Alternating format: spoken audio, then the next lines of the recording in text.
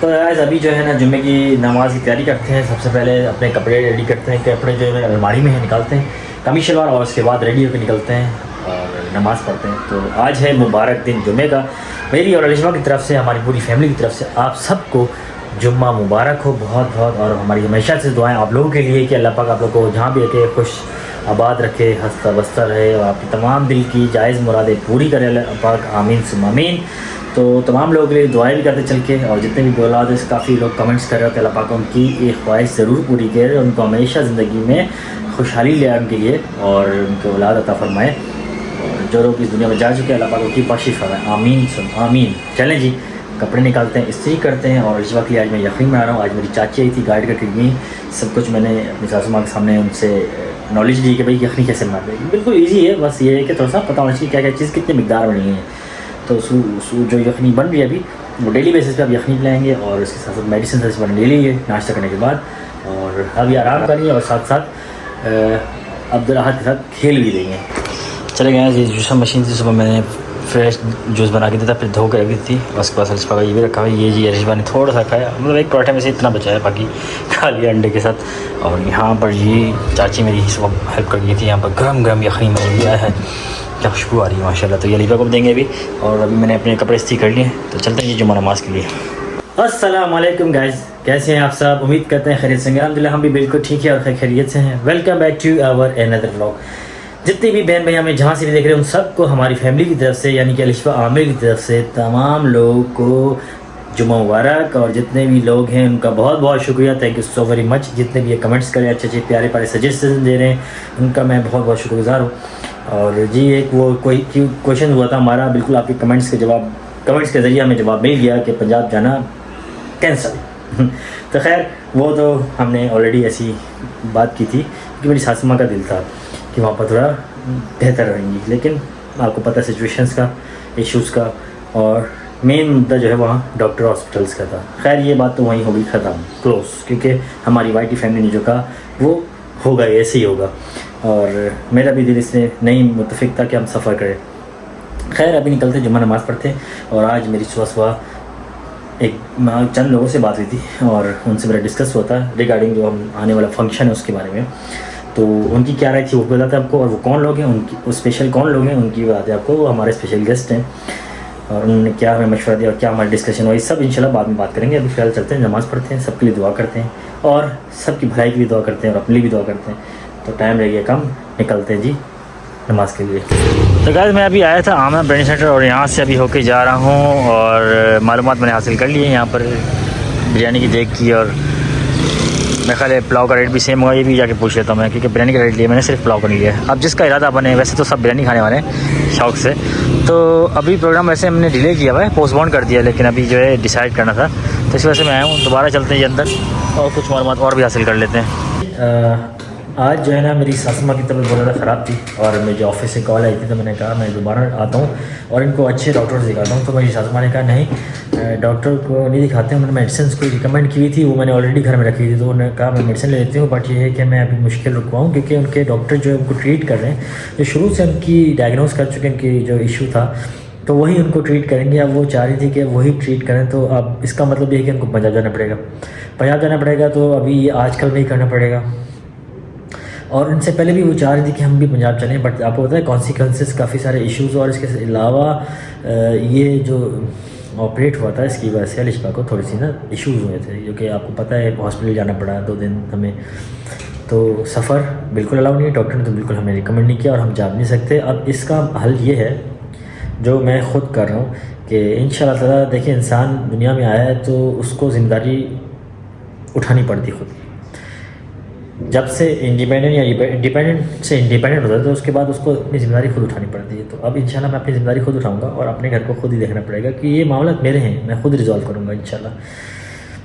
हल ये है कि मैं ऑलरेडी मेड की बात करूंगा, और मेड की ऑलरेडी बात चल रही थी मेरी और उनसे फाइनल करना है मुझे, और आजकल में ही इंशाल्लाह। अब वो मेड जो थी ना, 1 2 3 से बात हुई थी, 2 तो हैं वो काफ़ी मसरूफ़ थी, वो टाइम नहीं निकाल पाई क्योंकि काफ़ी वो घरों में काम करते तो उनका नहीं हो पा रहा था। तीसरी जो है, अब ये चीज़ भी देख के करनी पड़ेगी। देखिए कोई आप ऐसे किसी को तो उठा के मेड नहीं बना सकते ना, तो चीज़ें चेक करनी पड़ती है घर में। आपको पता है घर बार है, वाइफ है मेरी और बेबी भी है और घर में चीज़ जो आ रहा है वो किस तरह का, तो ये सब चीज़ भी देखनी पड़ेगी इंशाल्लाह। और एक हमें एक मेड हमें समझ आई है, उससे बात चल रही है, इंशाल्लाह वो भी देखते हैं कब का सीन है।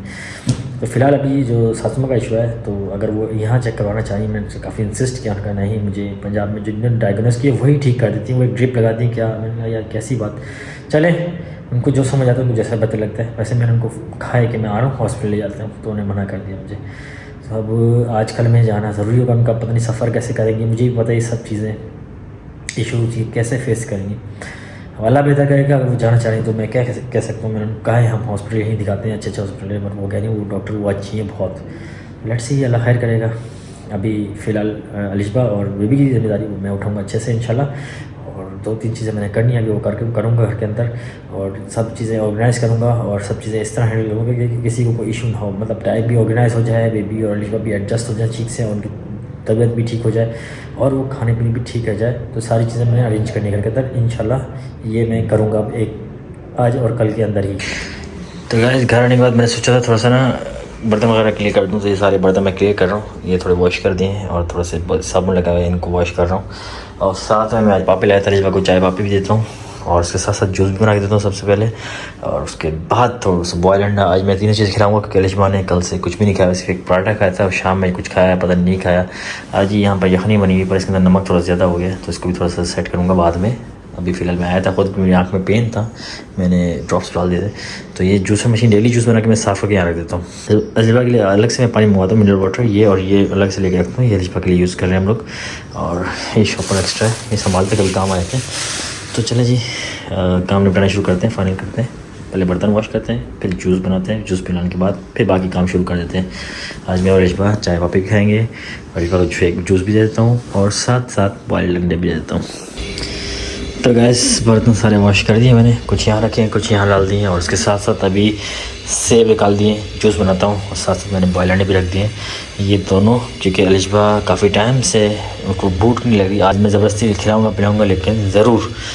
तो अभी सबसे पहले जूस बनाते हैं, मशीन को रखते हैं यहाँ पर क्योंकि स्विच यहाँ पर है, और उसके साथ कटिंग करते हैं और सारी चीज़ें काटने के बाद फिर इनको भी वॉश करके रखते हैं अपनी जगह पे, जब तक अंडे भी बॉयल हो जाएंगे। उसके बाद फिर चाय बनाऊंगा और पापे भी खाऊंगा, मतलब इकट्ठा ये लाइट डाइट है, सिर्फ जूस के साथ बॉयल एग्स हैं, पापे और चाय, यानी रस्क और चाय, कोई ज़्यादा हैवी डाइट नहीं, बट ये खिलाऊंगा ज़रूर। उसके बाद मेडिसिन दूँगा, फिर आराम करेंगे, मैं थोड़ा बच्चे को जाऊँगा धूप खिलाने के लिए। तो आज थोड़ा सा मुझे जाना है क्योंकि जल्दी, ताकि सुबह ठंडी मिट्टी धूप जल्दी निकल आती है, तो मैं वो खिलाना चाह रहा था।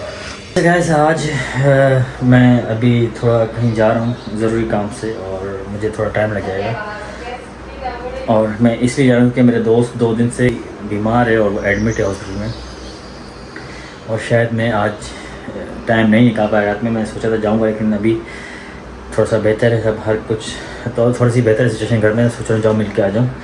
तो अभी मैं निकल रहा हूँ वहाँ पर, और शायद सासू माँ आज या कल दोबारा जाने की जो है उनकी टिकट करवानी मुझे, तो वापस जाएँ। उनके बड़े बड़े की भी कॉल आ रही थी, यानी सुहेल की, और उनकी तबीयत ठीक नहीं हो पा रही है, तो वो वहीं दिखाना चाह रही है। अब मैं ये आगे मज़ीद डिटेल में बात करूँगा। फिलहाल मैं अभी जा रहा हूँ हॉस्पिटल क्योंकि काफ़ी सीरियस कंडीशन है फ्रेंड की, और मैं उनसे मिलने जा रहा हूँ, और काफ़ी दिनों से एडमिट है। मुझे कल पता चला मुझे कि वो अभी सीरियस कंडीशन में, और एक कज़न के उनके स्टेटस लगे हुए थे, तो मैं देख रहा था। तो मैं अभी जा रहा हूँ उनसे मुलाकात के लिए, फ़ौरन निकलता हूँ। और अभी तकरीबन टाइम हो रहा है 8:30 हो रहे हैं सुबह के, और मैं सोया नहीं हूँ, एक ही दफ़ा हो के आऊँगा फिर सो जाऊँगा। लेट्स सी कब तक आता हूँ। मैं निकलता हूँ फ़ौरन, और मुझे वहाँ पहुँचना है इमरजेंसी में। तो अभी हो रहे हैं जी 10:08, और मैं 8:30 बजे गया था, और मैं अभी वापस आया हूँ, और एक्चुअल में जो जहाँ मैं गया था अपने बचपन के दोस्त के पास, तो अब वो इस दुनिया में नहीं रहा, और उनके वालिद साहब से मिला।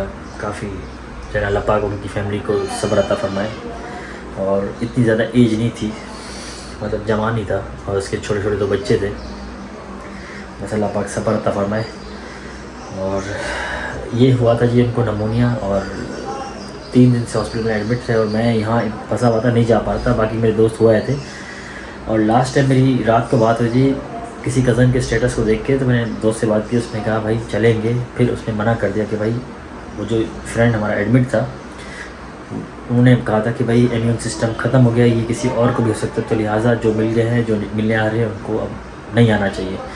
ये उसके लास्ट वर्ड थे और फिर उसके बाद इंतकाल हो गया। अभी मैं हो क्या वहाँ से, और मतलब नहीं पता था, ऐसा अचानक से हुआ। अभी मुझे यकीन भी नहीं आ रहा। मेरे बचपन का दोस्त था, अक्सर मुलाकात होती रहती थी हमारी, और उसकी सिस्टर की शादी में भी बहुत पहले गया था मैं अपनी वाइफ के साथ। तो माशाल्लाह पाक जन्नतुल फिरदौस में आला मुकाम अता फरमाए और उनकी फैमिली को सब्र अता फरमाए।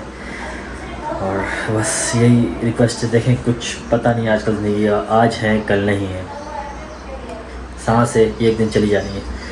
बस जितना हो सके दरगुजर करें मसले मसाइल को, और बस जो भी मामला हैं उनको रिज़ॉल्व करें, और जो जिनके साथ अनबन हो चुकी है उनको भी ख़त्म करें, और बस माजरत करके क्योंकि आपको पता नहीं है कि आज आप सो रहे हैं कल उठे ना उठें, ये एक अंदाज़ा ही नहीं है, मतलब सांस का कोई भरोसा नहीं है।